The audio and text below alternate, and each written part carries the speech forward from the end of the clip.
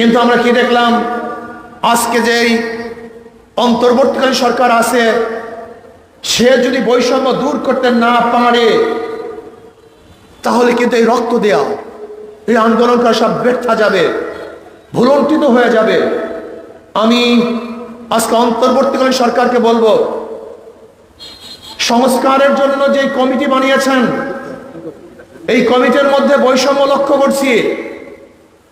আজকে শিক্ষা সংস্কারের জন্য যে কমিশন গঠন করেছেন, সেই কমিশনের মধ্যে কোনো আলেম নাই।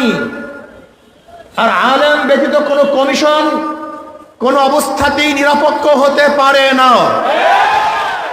এদেশের ওলামায়ে কেরাম এদেশের মাটি ও মানুষের প্রতিনিধিত্ব করেন। এদেশের ওলামায়ে কেরামের কানাডায় বেগম পাড়া কোনো ঘর নাই, বাড়ি নাই। এদেশের ওলামায়ে কেরামের